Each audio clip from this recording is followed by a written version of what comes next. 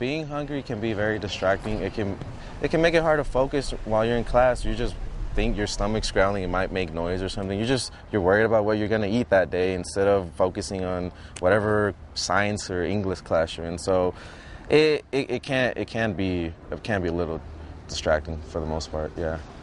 I don't know how to put into words what it's like not to have food, and not to have money to buy food. A student at one of California's classiest universities, eating free food stashed in an unmarked closet on campus. What is that, an eggplant? A married woman, once living a middle-class life, now dependent on a food bank. I'll have carrots and corn. Thank you. It's the new normal face of hunger. Whatever you think it used to look like, it now looks like any of us. Here at the St. Joseph Center Food Pantry in Venice, there's been a 30% increase in people needing food since the economy tanked. I think we would be surprised to see folks like ourselves as a result of lost jobs, health problems, lost 401ks, homes, and for many people, they've had to visit food pantries and rely on food pantries for the first time ever. People like Tammy Estes. I hate to sound pitiful, but we really, really need it. And people like Mila Alves, one of hundreds of UCLA students who count on what's behind this unmarked door in the Student Activity Center. In the tiny room, there's a refrigerator, some plastic stacking shelves, and a metal pantry holding food that's free for the taking. I got some vegetables, and I got some noodles, and definitely I will eat it. There's no paperwork to fill out, no questions asked, which is why Saul Garcia says the closet works so well for financially struggling students. It's like a safety net, sort of. You don't have to worry about, oh, I'm not going to eat today, you know. But the fact that it's there, it makes you feel more comfortable, makes you feel more safe, makes you feel like, you know, you belong here. For a lot of students, the food closet, I would definitely say, is a difference between staying in school and dropping out. Dwayne Duran is one of several students running the food closet. So I'm on my way from UCLA to the Westside Food Bank here in Santa Monica. They got some goodies for us. Once a week, Dwayne or other volunteers pick up donations especially chosen by the Westside Food Bank with students in mind. You know, for some of these students, this may be the only meal that they get all day.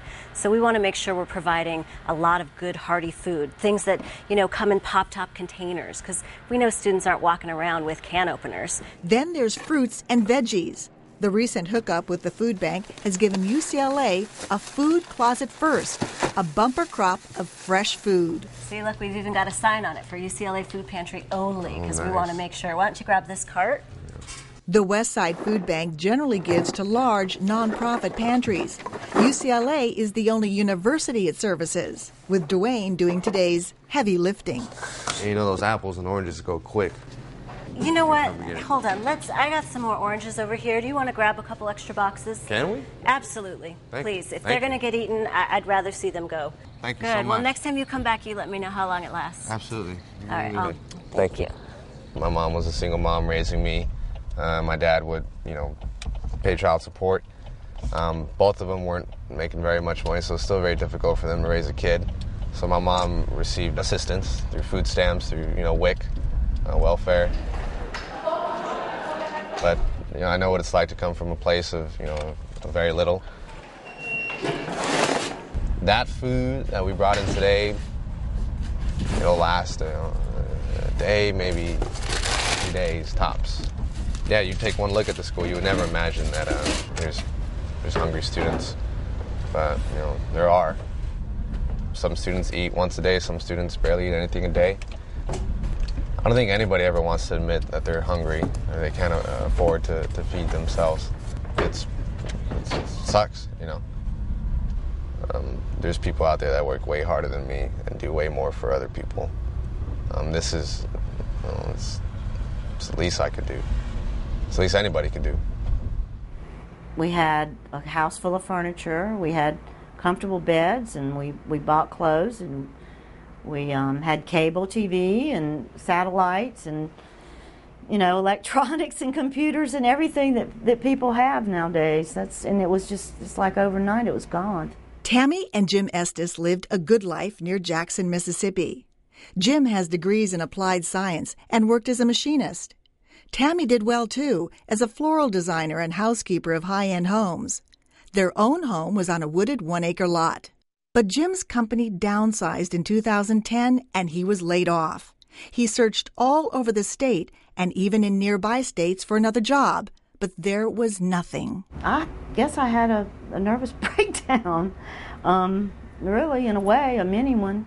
Jim lived in California back in the 80s, so he came here looking for work, but still no luck. The couple used up their savings and 401k and ended up living in their car. The car Tammy now uses to drive to the St. Joseph Food Pantry, where she's allowed to get groceries once a week. Most of the time I have to ride the bus, but today I got lucky, quite a treat. My friend Pam gave me $5 for gas. It takes a lot longer if I go on the bus, and then I have to walk with the groceries a good ways, but lucky today, get to drive.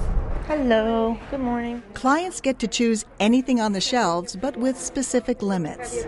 Yes, this shelf is, you get one, and I'm going to have spaghetti sauce so I can make some spaghetti tonight for dinner. And then this shelf you can take one, and it's usually just an assortment of different things.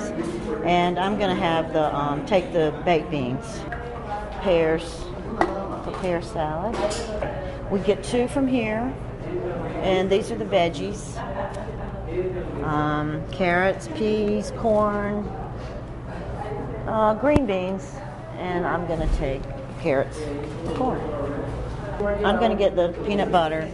That's great for us because it's a lot of protein, and my husband is really thin and he needs to eat.